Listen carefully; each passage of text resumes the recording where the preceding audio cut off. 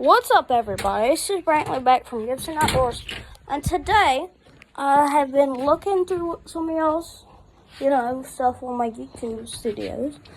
Turns out some of y'all found my channel by Creek Fishing Tips. I thought, heck, might as well try that. So that's what this video is going to be about. I'm going to give y'all some tips. So let's get started, I guess. Here, let me try to. Okay, number one thing for creek fishing, small hooks.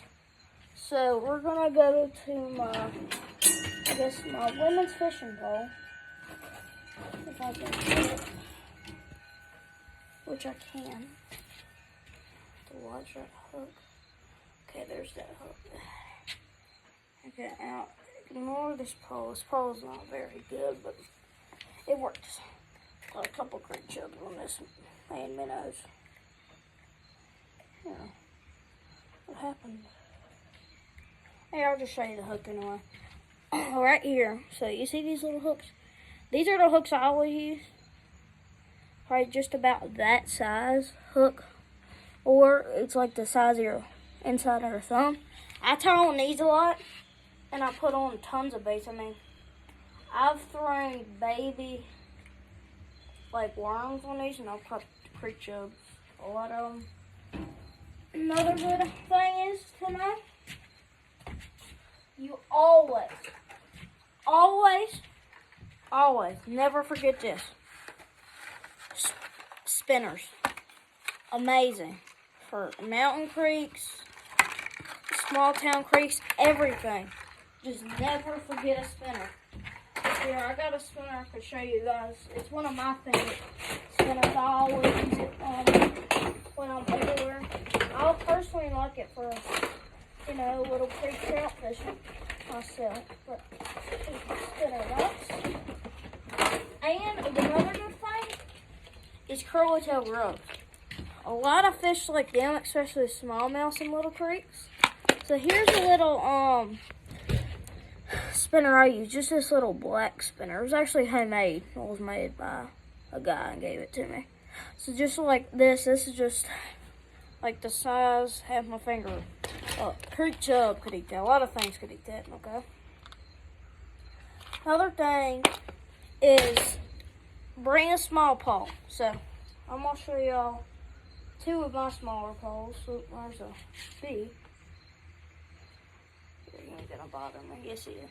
I'll just show you this curly tail grub before we get to the poles. So here's a little white curly tail grub. These are pretty good. Just get the smaller hooks. I got a little red jig head.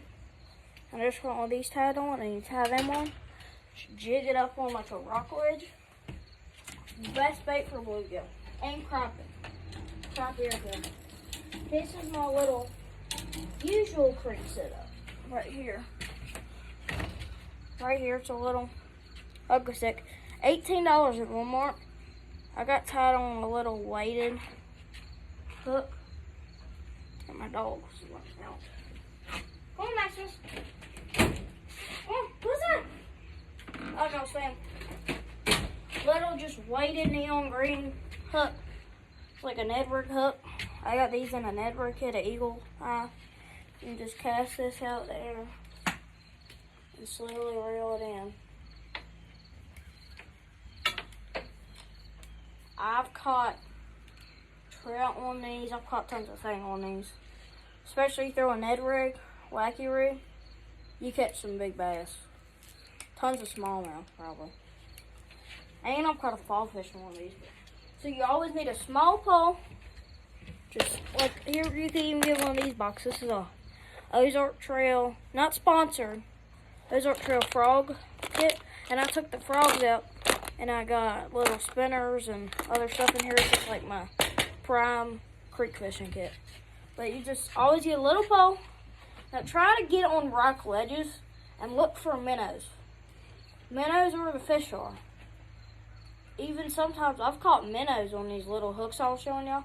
But just watch for the minnows, and when the minnows get close, wait for them minnows. Because them minnows will even mess with you. I mean, I've hooked them on bread.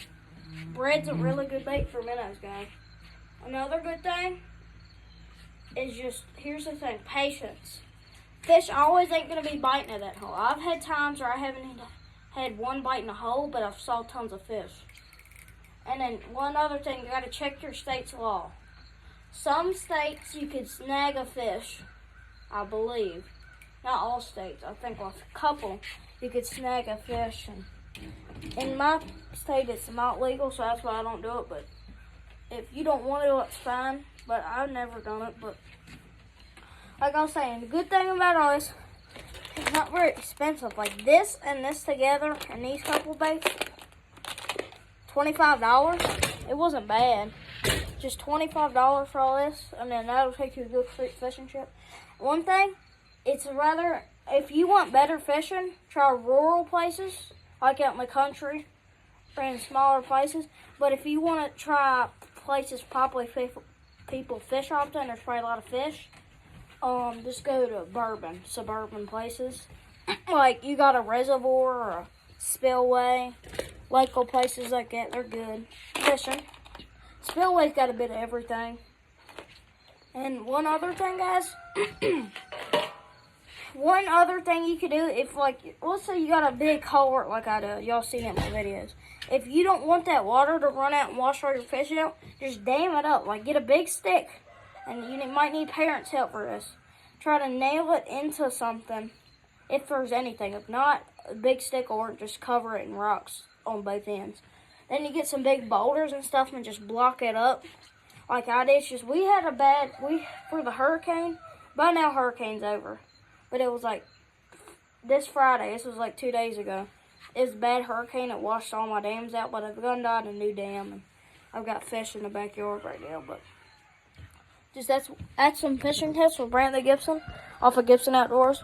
But that's it for this one. And soon, y'all, I will have a fly fishing, $30 Walmart fly fishing challenge. Because I've never fly fished. So soon I will have that for y'all. That's it for this one. I'll see you on the next one.